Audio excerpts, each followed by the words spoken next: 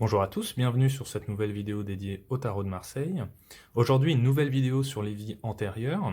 Alors, petit rappel pour ceux qui n'ont pas vu la première vidéo, l'intérêt du tirage des vies antérieures, c'est de révéler, comme son nom l'indique, l'un de vos passés karmiques, l'une de vos incarnations, et d'étudier ensemble un chemin de vie qui fut le vôtre à, à une époque donnée, et qui a encore des choses à vous apprendre sur vous-même dans votre vie actuelle. C'est vraiment ça l'idée. C'est quelque chose que moi j'ai mis au point euh, après beaucoup de concertations et d'études avec un ami à moi qui est chaman et une autre qui est numérologue karmique.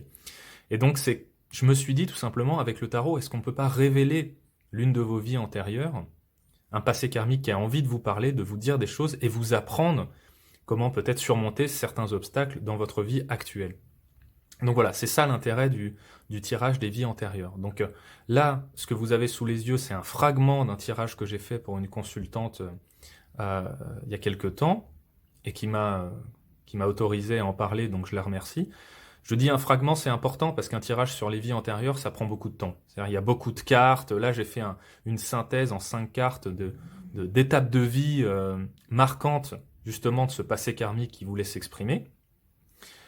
Mais c'est beaucoup plus long que ça. Donc là, ça va être très synthétique. C'est un tirage qui se fait sur la base de l'échange. C'est-à-dire que là, on va voir des choses dans cette vie antérieure qui vous en apprend beaucoup sur vous-même et qui peuvent parfois vous bousculer un peu de l'intérieur. Donc moi, j'ai vraiment besoin aussi que le consultant participe, me dise ce qu'il ressent en même temps qu'on tire les cartes. Au niveau de la méthodologie, c'est assez classique. Vous tirez les cartes de gauche à droite et en fait, c'est un chemin de vie que vous allez faire. Le chemin d'une vie qui a envie de vous dire des choses là sur ce que vous êtes et ce que vous devez encore apprendre, peut-être sur votre mission de vie actuelle aussi. Donc chaque étape, on part de l'enfance, on arrive sur l'adolescence, l'âge adulte. On peut voir aussi, alors c'est pas très fun, mais des fois on peut voir des décès, ce genre de choses-là. Bon, dans tous les cas, on a quelque chose à apprendre. C'est une évolution, un chemin de vie évolutif d'un passé qui veut vous dire quelque chose.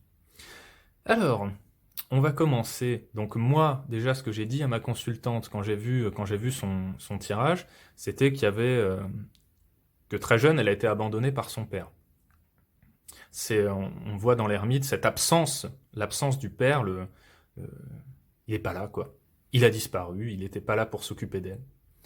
Cette absence du père dans cette vie-là très jeune, ça lui évoque quelque chose dans sa vie actuelle. Elle n'a pas été abandonnée par son père dans sa vie actuelle, mais par contre, elle a toujours eu du mal à lui faire confiance, à se reposer un peu sur lui.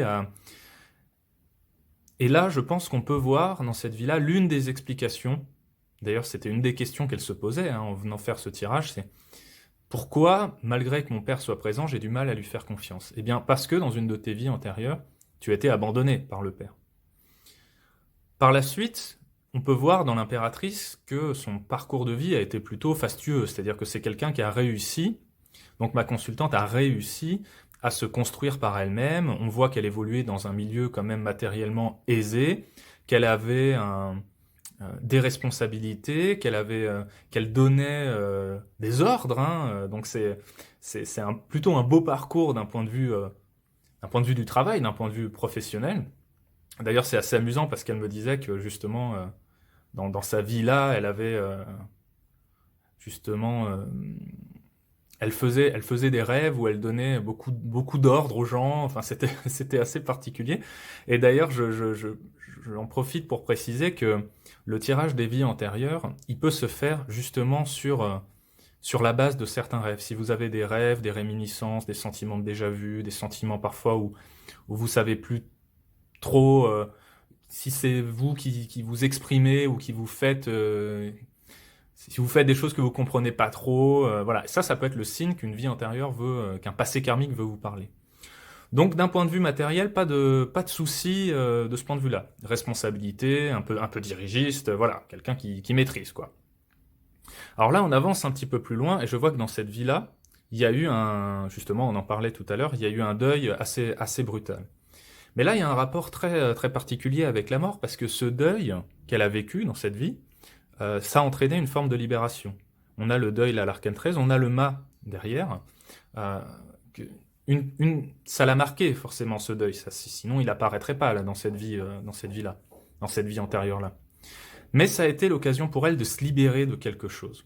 Et c'est amusant parce que ma consultante me disait à l'instant que justement, elle avait, dans cette vie actuelle, elle n'avait pas peur de la mort. En fait, c'est quelque chose que, contrairement à beaucoup, ça lui fait pas peur. Alors peut-être que c'est parce que dans ce passé karmique-là, la mort, la mort d'un ou d'une de ses proches, euh, a été comme une libération aussi pour elle, lui a permis de s'émanciper de quelque chose. Ce qu'on voit un petit peu dans le mât. Elle part un petit peu sur d'autres plans. D'ailleurs, le mât et l'impératrice sont assez différents. Donc on peut voir quand même que ce deuil dans cette vie-là, dans cette vie antérieure-là, a été une étape charnière où elle s'est dit, bon, le matériel c'est bien, ce que je fais c'est bien, mais peut-être qu'il y a d'autres choses que je peux moi découvrir. Peut-être que j'ai un autre chemin de vie à suivre que ça. Donc il y a eu un gros changement dans ce parcours de vie-là. Un gros changement sur le plan de l'activité et aussi sur le plan un peu métaphysique, hein, de conception de la vie, etc. On arrive à la Lune, donc là on est plus loin dans le temps. Là je pense qu'on est vraiment bien ancré dans l'âge adulte, là, de ce passé-là qui veut s'exprimer, de ce passé karmique-là qui veut s'exprimer. Et moi je vois dans cette Lune justement que cette libération liée au deuil euh, a entraîné chez elle une forme de découverte de sa propre, pas forcément médiumnité, mais d'une forme d'intuition, de sensibilité. Là, elle a découvert un nouveau monde, en fait. Elle était dans un monde très réel, très carré, et elle a découvert des talents chez elle qui sont effectivement plus liés à l'inconscient, à l'intuition, à la médiumnité. Et ça, c'est quelque chose qu'elle ressent encore dans cette vie actuelle. Elle me disait justement que des fois, elle avait euh, ouais, beaucoup de rêves, beaucoup de choses qu'elle comprenait pas forcément et qu'elle avait du mal à appréhender. Et moi, je pense que si là, elle reçoit ces messages-là, un petit peu de l'au-delà ou de monde parallèle, c'est parce que dans cette vie, dans ce passé karmique-là, elle s'est clairement orientée vers des disciplines très liées à l'intuition. Peut-être que son parcours de vie avec le maths l'a entraîné vers justement la médiumnité, un autre regard sur ce qu'on ne voit pas. Et c'est vraiment flagrant dans son chemin de vie-là. Et ça, c'est quelque chose qui peut apparaître toujours. Si vous avez parfois des sentiments pas forcément qu'on vous parle, mais que vous comprenez des choses que vous ne compreniez pas avant, qu'on vous envoie des signes, ce genre de choses-là, ça peut être tout à fait lié à l'une de vos vies antérieures. Voilà, c'était un petit exemple de ce qu'on peut faire avec le tarot pour révéler un de vos passés karmiques. Moi, je préfère ce terme-là, j'aime beaucoup le terme de passé karmique, en fait. Donc voilà, l'intérêt, c'est d'en apprendre plus sur vous-même, d'apprendre plus sur les obstacles qui ont émaillé, qui sont apparus dans vos vies, dans l'une de vos vies antérieures, pour mieux évoluer dans votre vie actuelle. L'idée, ça reste toujours de faire ce travail-là sur vous-même. Donc voilà, un petit exemple synthétique. Encore une fois, ce n'est qu'un fragment du tirage. On peut aller beaucoup plus loin, et généralement, moi, je tire beaucoup plus de cartes.